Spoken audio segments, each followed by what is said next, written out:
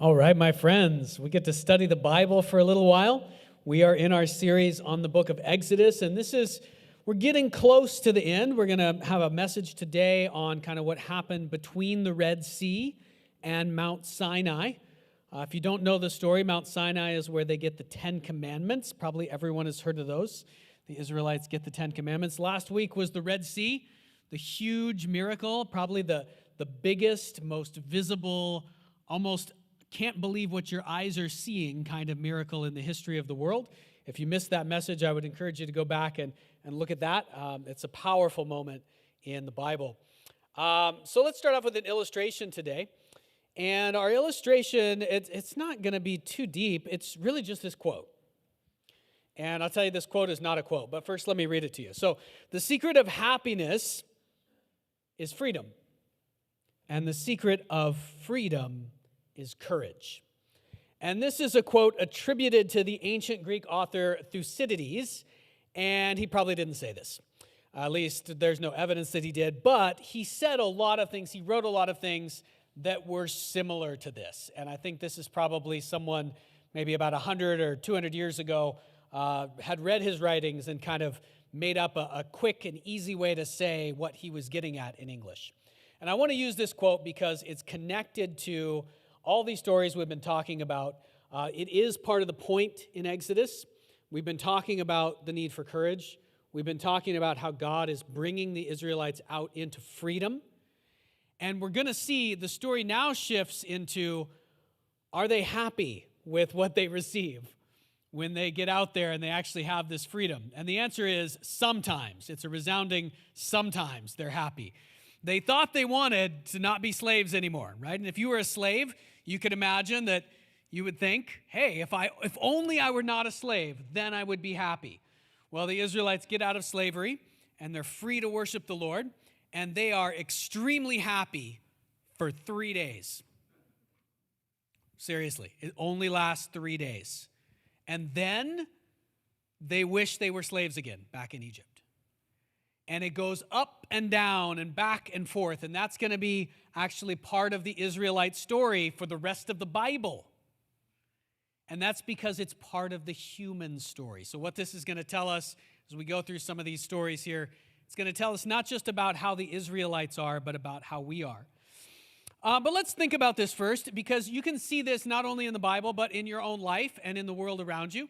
If you think about this, you can almost do it backwards, right? So you have to have courage in order to break free, in order to find freedom. And you have to have freedom. You have to not be oppressed or be stuck in situations that you can't get past in order to find happiness and contentment. And you could think of this in different levels, right? You could think of it in big sort of battle terms, right? Like you could think whatever oppressive enemy you want, like Pharaoh or the Nazis or whoever you want to think of oppressing the people, and the people have to rise up. They have to have courage to fight for their freedom in order to then be able to seek happiness. You could also think of this in really tiny ways, like in our everyday life, right? You can think of it, imagine there was a day where it was really hard to wake up. Imagine there was a day where you just didn't get enough sleep for some reason. I don't know, maybe the time changed. And you started to wake up and you felt like, you were being oppressed by your own body in some ways, right? Your body was trying to hold you in bed. But you knew that it was church. And you got to have courage in that moment to fight your body and make it get up and come to church an hour earlier than it wants to, so that you can experience freedom of worship in the Lord and then have happiness and contentment. Give yourself a round of applause for following the pattern. But the point is, this pattern happens in all different levels, right? From like huge things down to just ordinary, mundane things in our lives. And freedom is not just any freedom, it's freedom to worship the Lord. I'll give you one more illustration, and this one is from my son, Carter. Many of you know Carter. He is a U.S. Marine stationed in Okinawa, Japan. And for a long time, from the time he was a little kid, he talked about joining the military. That was something that through circumstances, but also just directly, I think God had placed that desire in his heart. But it actually took a lot of work for him to get to the place, and it took a lot of courage for him to get to the place where he actually went and did it, right? That's not, from the outside, it might look like an easy thing, but if you think about it for a minute, and this is true for lots of situations in our lives, right? Could be just starting a relationship, starting a new job, breaking off a bad relationship, overcoming some sin or some bad habit that you're stuck in. All of these things are things God might be drawing us to in our individual lives. But they take courage to actually start walking the path. So Carter had the courage. He went and did it. And at first, once you do this, you'll see the pattern is not just freedom. It is freedom, but freedom is a mixed bag. Because at first you have kind of a honeymoon period. So at the very beginning, he was so happy. And then what happens after you've been in the Army or the Marines for a little while? Well, you start to experience all the hard stuff. And there were many times, I'll sort of out him here. He probably is not watching these messages anymore, I don't think. I'll out him here. There were many times he felt like he made a mistake. Because it seemed like it was so hard that he would never reach the good place that he had hoped to be at, right? And we kept telling him, and he knew really, but we had to tell him to encourage him. It's not true, Carter. God led you into this. That's clear. And you had the courage to take a step and follow him. You've just got to keep going. You got to keep trusting him in the hard stuff. And then eventually, I say this because he just got back from a deployment to Thailand, and he just had an amazing time in Thailand, and he's just, right now, he's super happy. He's the happiest I've seen him since before he joined the Marines. So praise the Lord. And you know what it feels like in those moments, right? You know what it feels like in those moments. So this is the pattern. Hold it in your minds as we go through some of this, and we'll see how we can apply this to our own lives. The message today, the whole series we're looking at, freedom from Pharaoh, freedom from the actual thing that's oppressing us, but also what God is doing at a deeper level for the Israelites and for us, is trying to help us have freedom from sin. The things that we're battling on the inside. That's very important. Today's message is after the sea, and this is all the stuff that happens after the Red Sea miracle. So they've come through the Red Sea. You remember that moment? Just paint the picture for just a second of last week. The Israelites, they'd gone through these 10 plagues in Egypt. God had done these astonishing miracles. They flee Egypt in the middle of the night. All 2 million of them, or however many it is. It's crazy. They've got all their animals. They got all their stuff with them. God leads them out into the desert. He's leading them with a pillar of fire at night and a pillar of cloud in the daytime so they can see it all the time that God's with them, because they're doing something very scary. In those days, you didn't just wander out into the desert, not even just by yourself, much less this massive just army of Israelites, the nation of Israelites. They go, they think they have a plan. They're going to go to this promised land, and God takes them a different direction. He takes them to a place where they get stuck against the sea. And they don't understand this. They say, Moses, what are you doing? Moses says, this is the way God told me to go. But there's nowhere to go forward. All of a sudden, the Egyptian army is there. They are terrified. They try to rebel against Moses, even with the cloud, the pillar of cloud and fire right there in front of them. They can see that God is with them physically, and they still are saying, why did you bring us out of Egypt? Why didn't you leave us back there? God says, what are you complaining about? He says to Moses. Just tell the Israelites to march on, as if there's not an ocean right in front of them. And then God sends this wind. It drives back the water, huge walls of water. The Israelites go through it. Pharaoh's army chases after them, probably an army of like 20,000. The Israelites all get through. The waters collapse and crush Pharaoh's army. The Israelites are on the other side of the sea. And at the end of chapter 14 in Exodus, this is a stunning moment. You don't see this in most of the cartoon versions.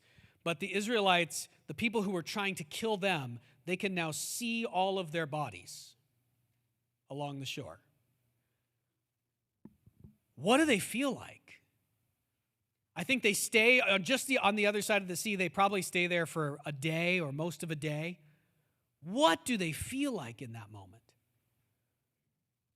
Their whole life, there's now no way back to Egypt.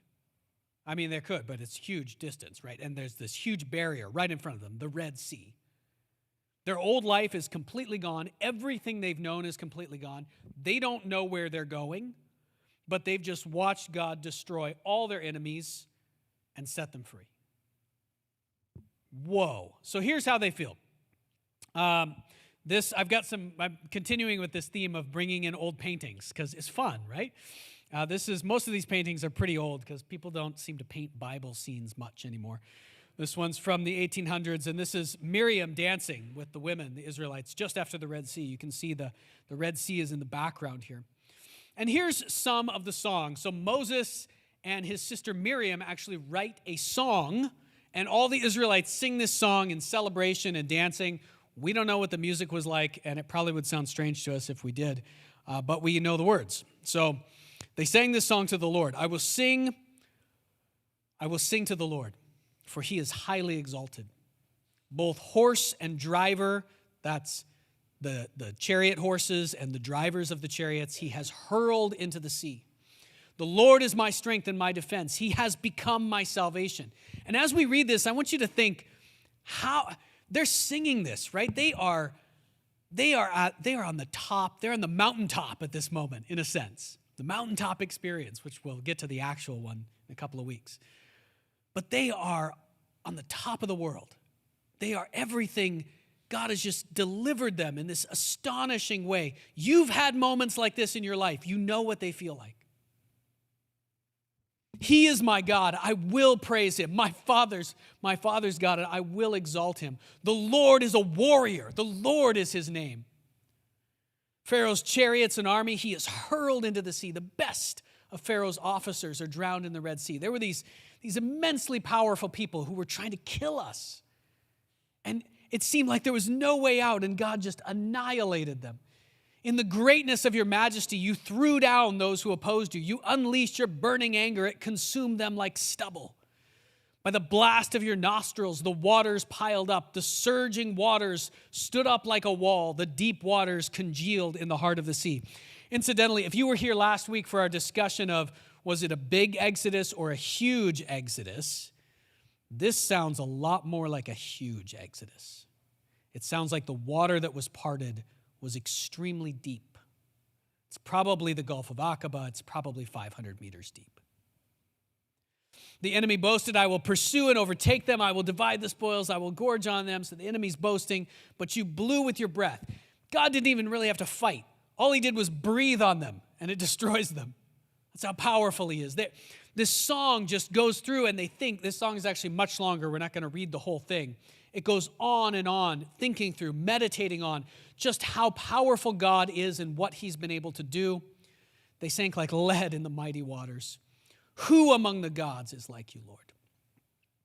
You can see here the Israelites are still struggling with this idea. Are there many gods in the world, or is there just one? They've been told there's just one. They'll still compare him to what the other nations call gods. And there's no other God like this God. Who is like you, majestic in holiness, awesome in glory, working wonders. So this is what they feel like. Sorry, I skipped ahead. Now you guys are all writing in your notes. This is what they feel like right at that moment. Maybe this is not one of your notes, but if you've got a notepad or even you just want to think in your mind, what are some words that would describe the emotional state of the Israelites at this moment? I can't hear you. It's too quiet. Happy. Okay, yeah, that one's way understated, right? Did somebody say exuberant? Yes, exuberant. I caught it, but my brain took a moment to process it. Exuberant. Yeah. What else? What other words can we come up with? Euphoric. Yeah. What did I hear from the front? Ecstatic. Hallelujah. That's a word. They are dancing, they're leaping for joy. They are as happy as they could possibly be in this moment. Now, here's the thing. Like I said before, we're going to read the next section in a moment. Within 3 days, they are complaining. And within a week, they want to go back to Egypt. So, they've just seen the biggest miracle in the history of the world. And in 3 days, they're not going to trust the Lord. They're going to see a problem, and the problem's going to be there's not enough water to drink. And that problem's too big for the Lord, obviously. God can't handle that problem. He parted the Red Sea, killed Pharaoh's army, but water is too hard for him to provide, apparently. So this brings up a question about human nature and a question about miracles. Often you'll hear people, why doesn't God just do more miracles? I've never seen a miracle like they saw at the Red Sea. Yeah, no one has seen a miracle like they saw at the Red Sea. That happened how many times did God part the Red Sea? One time in all of history. There have been other big miracles. Does God still do miracles today? Yes, he does. But he's never done miracles every morning when every human being woke up. That's not how he operates. Why? Because miracles don't work, ? And I'm saying that as a statement with a question mark on the end. Do miracles work? What's the point of a miracle? Why does God do these miracles? He said, we looked at it over and over and over again. What is the point of the miracles? To show the Israelites and the Egyptians that he is the Lord. The point of the miracles is faith. When God looks down at the world, he doesn't say, you know what these humans really need? They need more miracles from me. What he says is, what these humans really need is they need more faith. If they had more faith, everything would work. The way I made the world, the way I made them, if they just trusted me more, everything would go the right way. But they don't trust me. So he sometimes sends miracles to increase our faith. But the question is, do they increase our faith? And the answer is mixed. They do, for about 3 days. You see this with Jesus as well, right? When Jesus did astonishing miracles. Call out for me a couple of the miracles Jesus did that come to your mind right away. He raised dead people. At one point, Jesus is walking through a little village in Galilee, and there's a funeral procession going on. A funeral procession. A mom, she's weeping for her son who's dead. They are carrying him on probably a cart or on some poles, like a mat. And Jesus walks up into the middle of the funeral and raises the kid from the dead. And everyone believed in Jesus immediately for about 3 days. And then they forgot about it and they stopped following him. And so what does this say about us? What does this say about how human beings are on the inside? We are super inconsistent. And faith takes much more than God just showing us a big miracle. To grow faith takes a whole process of God showing us that he's there, helping us, but then God allowing us to go into hard moments, which we see over and over with the Israelites. He allows them to get to places. In this next section, we're going to see it says God actually puts them to the test. That's part of the process of growing faith in a human being. If you're never tested, you won't have faith. It's that same pattern we saw at the beginning. What's required is that we're courageous, right? We have to actually exercise our faith in moments where it's really hard, where it's hard to trust God, and then our faith will grow. Then we can start to walk in freedom and experience contentment as a result.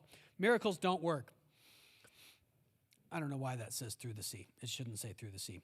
This is the next story here, and there's a couple stories that come in a row here.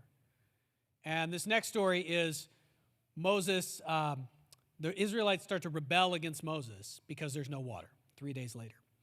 So here's a little snippet from that story. We're going through about 3 chapters today. So I would encourage you to go back this week, read through Exodus chapters 15, 16, and 17. That's what we're looking at this week, and you'll see this pattern very clearly. The whole Israelite community set out from Elim, and they came to the desert of Sin, which is between Elim and Sinai, on the 15th day of the 2nd month after they had come out of Egypt. In the desert, the whole community grumbled against Moses and Aaron. And the word for grumbled or complained here is a strong word. In fact, a chapter or two from now, as we get further, the same word is going to be used, and it very clearly means rebellion.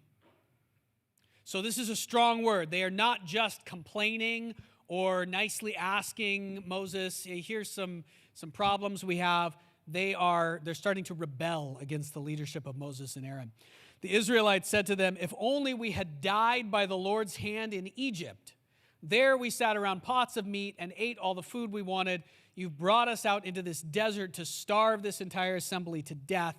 I've jumped a few passages here. So we saw the water. At first they complain about water. Moses he's told to strike a rock with his staff, the special staff God had given him. Remember, that's because this is how these people had come out of Egypt, where there's wizards, magic wands. God's trying to show them in a way they can understand that he's with them. So water comes out of the rock. Once again, God proves that he is able to do anything. He's able to overcome any problem. But then, as soon as they have water, they start to complain about food. They don't have enough food. Now, the question does arise here, if you try to use your imagination and put yourselves in their place. How thirsty were they and how hungry were they? Because if you get thirsty enough or hungry enough, it is a legitimate emergency, right? And they are in a desert of sorts. Now, it's not like the Sahara Desert. There are plants in this desert. There are places you can get water in some areas. And there are some things you can eat, but not very much. Not enough for all of these people. Now, remember, they also have their animals with them, though. And I think this will help us understand that they weren't starving to death. And they weren't so thirsty they were about to die when they rebel against Moses and against Aaron. When they rebel really against the Lord. What happens, I think, is they can't see where they're going to refill their water jar from next. They have animals, they've got families, they've got to make sure that they're fed. They're running out of water as they travel. You know, they're at a place with water, they fill up, but then they travel to the next place, and they get there, there's no water immediately to refill their jars. They're running out, and they're scared. There's no record in this section of anyone actually dying, and usually Exodus tells us when people die. So it's not that they are actually dying in this situation, it's that they can't see. They can't see how God is going to provide. Just like when they came up to the Red Sea. They couldn't see across the Red Sea. They could not understand how God would lead them through.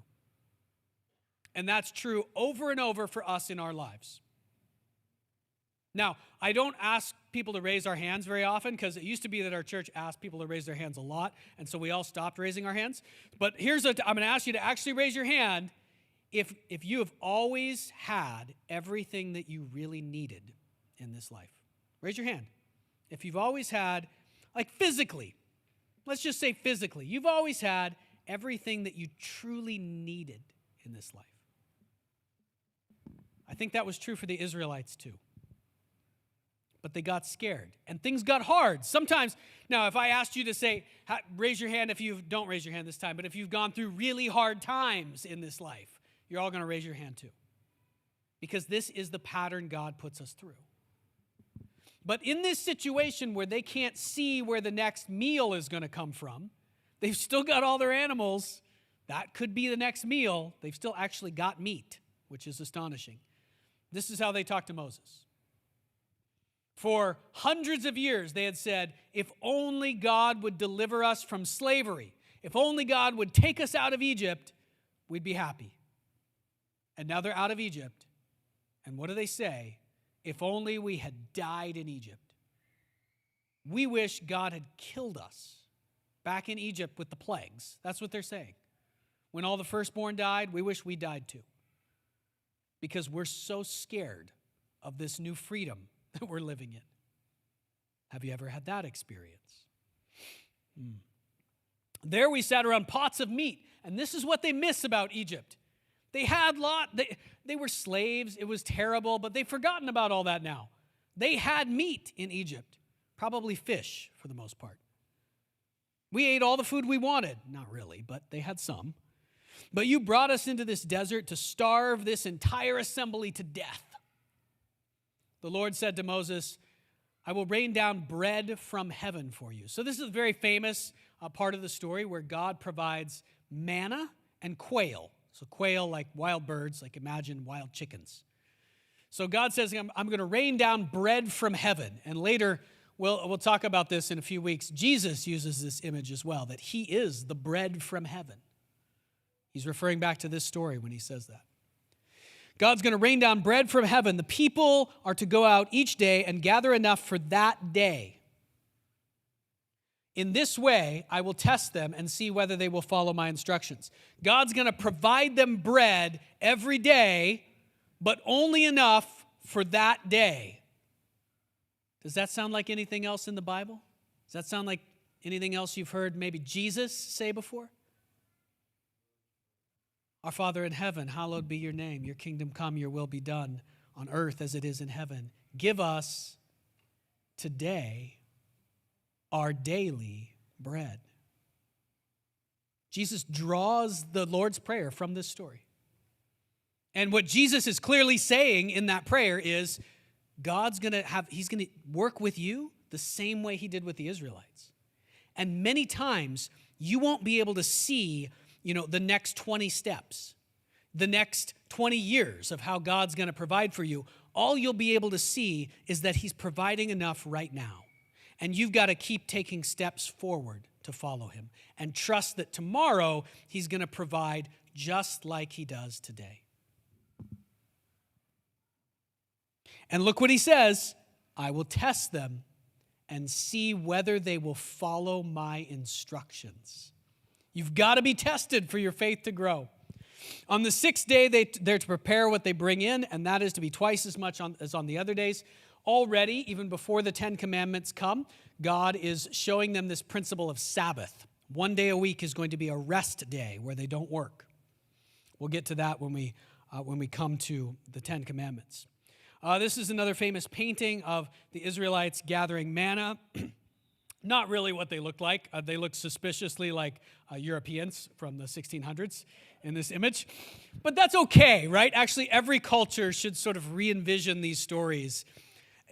When the Europeans in the 1600s looked at a painting like this, it helped them think of the story of the Israelites as if it were in their lives at that time. We should have paintings of people today people looking like we look now, gathering manna in the wilderness, because it would help us put ourselves in that place. So the Israelites are out there. Imagine what the Israelites thought when they saw this manna in the wilderness. The Lord said to Moses, I have heard the grumbling of the Israelites. Tell them at twilight you will eat meat. In the morning you'll be filled with bread. Then you will know that I am the Lord your God. So he's going to do another miracle. Once again, the purpose of the miracle is faith. Once again, it's faith, but the miracles don't work by themselves. It's going to take a lot more than just the miracles. That evening, quail came and covered the camp, and in the morning, there was a layer of dew around the camp. Now, I got to tell you, this is one of my favorite parts in the Bible. I say that often. I have a lot of favorite parts, but really, I love this next part.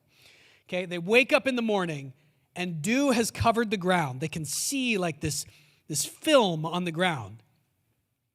And when the dew was gone, thin flakes, like frost on the ground, appeared on the desert floor. Once again, the detail that you get here, it is evidence that this is a record of something that really happened. This is not a myth. The Bible is very often struggling to describe what the people experienced because it's so unusual when God does these miracles. There's something like frost. I mean, I think of frosted flakes when I hear this. And you'll see in a minute, it's white. It's like frosted. So frosted flakes appear on the ground. Actually, I just thought of that, but that's great. That's what the manna is. It's frosted flakes. Okay, great. All right. When the Israelites saw it, they said to each other, what is it? For they did not know what it was. And Moses said to them, it is the bread the Lord has given you to eat. Now, this is why it's my favorite part. In Hebrew, does anybody know how you say, what is it? Manna. manna means, what is it? So they literally woke up. 1.5 million people wake up. They see frosted flakes covering the desert. And they say, what in the world is it? And so they name it, what is it? Kids, go out and collect enough what is it to feed us today. This is not a myth. Isn't this exactly what would happen if you lived through this? You would have woken up. God has told them he's going to provide bread for them. They see it. They don't really expect it to happen. They see it, and it's not quite what they would imagine bread to look like, and they don't understand what it is, and the main thing they remember, generations later, is that none of them knew what it was, so they called it manna. What in the world is it? What is that stuff? Oh, that's the best. That's the best. The people of Israel called the bread manna. They called it, what is it? It was white like coriander seed, and it tasted like wafers with honey. So it really is Frosted Flakes. It's white, and it tastes sweet like honey. Wow. God, this is actually just blowing my mind right now. I never thought of this before. God is so kind to them. I mean, the bread could have been kind of disgusting. And it could have been, like the stuff you get sometimes for a communion wafer, which is not sweet like honey. Sometimes it tastes, if you get those prepackaged ones, it tastes like the stalest old piece of bread that you've ever had, old cracker you've ever had in your life. And that could have been what God gave them. He could have given them stale old crackers for 40 years, and they would have survived, and they should have been grateful for it, right? He gave them Frosted Flakes. It's what you want for breakfast every day. Don't eat Frosted Flakes every day. It's not good for you. Okay. So here's the pattern. You can write this in your notes. And the pattern is like this. So after they see the manna and they realize it's sweet like Frosted Flakes, they rejoice again, just like they did after the Red Sea. And so they rejoice, and then they complain. And then they rejoice, and then they complain. And we could have just written this 100 more times on the screen, right? This is the pattern. And this is the pattern that God is putting us through to bring us to faith. Now, you shouldn't complain. You should learn not to. That's the point. He's putting you to the test so that you can learn to rejoice and then be content in those situations. So, a few things, and this will fill out all your points, and then we'll read through the last story here. But stop complaining and be content. This is what God is trying to get them to do. And you'll see some of them start to do it from time to time. Moses is already at the point, but Moses has gone through a lot more than the rest of the Israelites, right? If you think about Moses' life and how long he's been going through the pattern of trying to be courageous, then experiencing some level of freedom, but getting really scared, running away, having to turn back to God, trying to find contentment, even though he doesn't understand what God's doing in his life. That's been going on for Moses for more than 40 years. So Moses is a lot further along in faith, not actually because Moses is way better than the rest of the Israelites, because he's been following God longer. God's had more time to work on him. The Israelites are going to have to go through this pattern. We have to go through this pattern as well. We will grow over time. We will more and more reach this place where we stop complaining and we become content. Rejoicing when God brings deliverance, and content when things look really bad. Trusting that God's going to get us through them. And the last point, which our final story in this section will teach us, is wait for the Lord, and also lift each other up. So this is essential. The Israelites are going to have to learn in those moments when they're really scared not to go complain to each other. And you could imagine how it would happen, right? At the Red Sea or right after they had no food. Just imagine what it was like. Somebody got scared. And so they went to their neighbor, right? And what did they talk about with their neighbor? Hey, there's no food. Where are we going to get tomorrow's food? Moses has led us into a place with no food. And then as they talk with each other, do they get more content or more complaining? More complaining. And then more and more, they talk with more people, and it's like a vortex of complaining. You know that from your own life.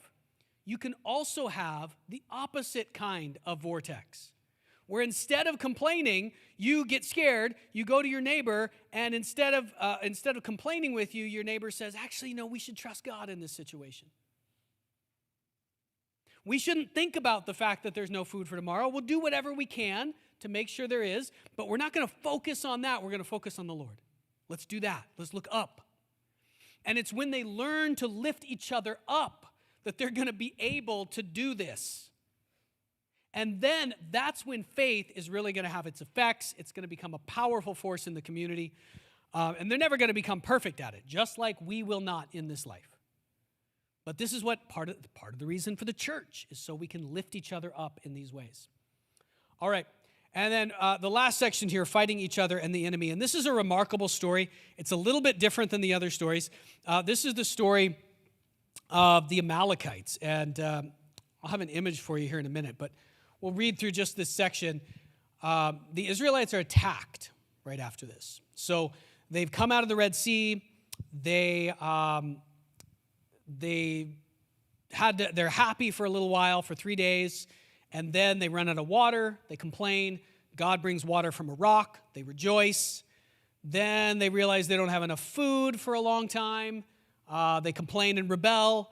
Then God brings manna and quail. They rejoice. And then, a short time later, they are attacked by an enemy army. And, okay, let's read it, and then I'll make a couple of observations here, because this will happen to us as well. As we try to follow God, the enemy will attack us. Sometimes that is personified, like you see it. The enemy uses other people to attack us. Sometimes the attacks come in direct spiritual ways or in other ways. The enemy will attack you when you try to break out of bondage and walk in the freedom of the Lord. If you know that's true, say amen. The whole Israelite community set out from the desert of Sin, traveling from place to place as the Lord commanded. So now they're following. They camped at Rephidim, but there was no water for the people to drink. They quarreled with Moses. I'm going to jump past this part. I'm sorry, guys. I got my verses out of order. We're supposed to read that earlier, but we're going to skip it for now because we already talked about it. This is an image of them fighting Amalek. We'll come back to this. The Amalekites came and attacked the Israelites at Rephidim. Moses said to Joshua, "Choose some of our men to go out and fight the Amalekites. Tomorrow I will stand on the top of the hill with the staff of God in my hands." So everybody can see it. That's why on the top of a hill. So Joshua fought the Amalekites. That Joshua is like Moses' apprentice at this point. He's going to become the leader of Israel later. Joshua fought the Amalekites as Moses had ordered, and Moses, Aaron, and Hur went to the top of the hill. As long as Moses held up his hands, the Israelites were winning. But whenever he lowered his hands, the Amalekites were winning. How long can you hold your hands up?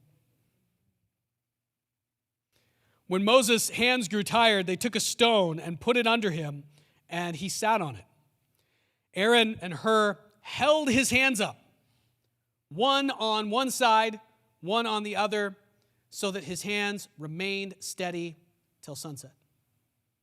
So Joshua overcame the Amalekite army with the sword. Now, I should have added one more verse. Right after this, it says that the Amalekites, it says the Lord will actually be at war with the Amalekites from generation to generation because the Amalekites lifted their hands against the throne of the Lord. So there's a question here, and the question is, why did the Amalekites attack? All that we are told in the beginning of this story is the Amalekites came and attacked the Israelites at Rephidim. You might think, your first guess might be, well, were the Israelites in Amalekite territory? And the answer is, no, they were not. They were not in Amalekite territory. In fact, probably at no point in the Israelite wanderings in the desert were they in Amalekite territory. So the Amalekites leave home and come to find the Israelites and attack them. Why? The rabbinic tradition, so like the Jewish tradition about this, is that the Amalekites are doing it sort of for two reasons. One, and both reasons have to do with the fact that they just hate the Israelites. So the Amalekites, first of all, are related to the Israelites in a distant way. You remember, if you go way back in the Israelite genealogies, you got Abraham and then Isaac and then Jacob. And who was Jacob's brother? Esau. Esau had a grandson named Amalek. So the Amalekites are descendants of Esau, or the Edomites, as they become known later. And do you remember what the relationship between Jacob and his brother Esau was? Jacob did some not so nice things to his brother Esau. Also, Esau kept feeling like God is blessing Jacob.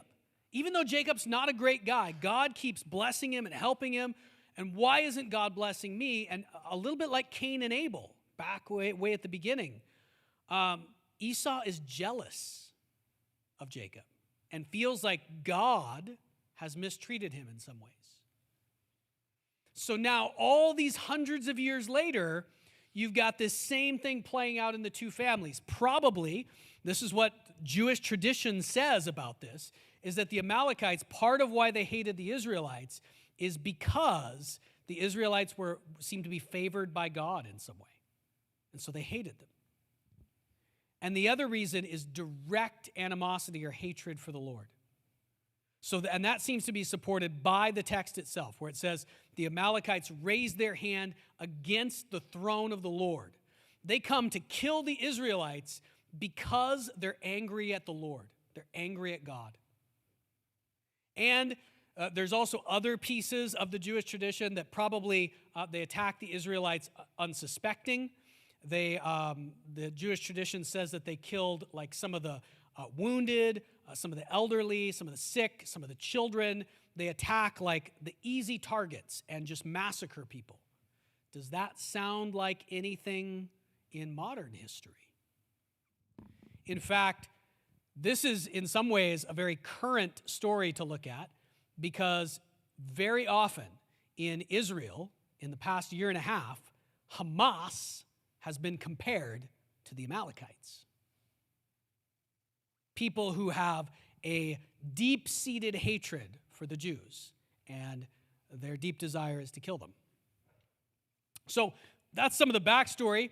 So they're attacked. They're attacked by, let's just say, demonic forces. It comes in the form of the Amalekites, but they are attacked by radical evil in this moment. And they are attacked out of nowhere. And this is the first time they faced war. But in this moment, instead of just getting caught up complaining, the Israelites show that they are able to learn faith. And I think this is why God prepared them by testing them a number of times. And this again is a test. In this moment when Moses holds up his hands, and then you get Aaron on one side of him and Hur on the other side of him, holding up his arms for him because he cannot hold his hands up all day. This is an image of what we are supposed to do as the body of Christ, as the church. Whenever there's someone among us who is going through the battle, they've just been attacked, they're going through a really hard time, we are supposed to come around them and help lift their arms up to the Lord. In the moments when they don't have enough faith to trust God, we are supposed to speak encouragement into them. We are supposed to help them take the right steps instead of running away. We are supposed to lift them up and help them to have faith and carry on. And this is what we do as a church over and over and over again. Keep doing it, church. Yeah, actually, we're very good at this, I would say. We always need to get better at it. But every person, even Moses himself, needed someone to lift him up. That's going to be the theme of the next chapter as well. Chapter 18 is going to be all about how Moses can't do it on his own. Even Moses. They're going to have to learn how to follow the Lord and hold each other up as one. All right, we're going to wrap up there, my friends. And next week we will come back and head to Mount Sinai and then start to talk about the 10 Commandments, the most powerful word from the Lord that changed the course of history. Let's pray. We'll continue in worship.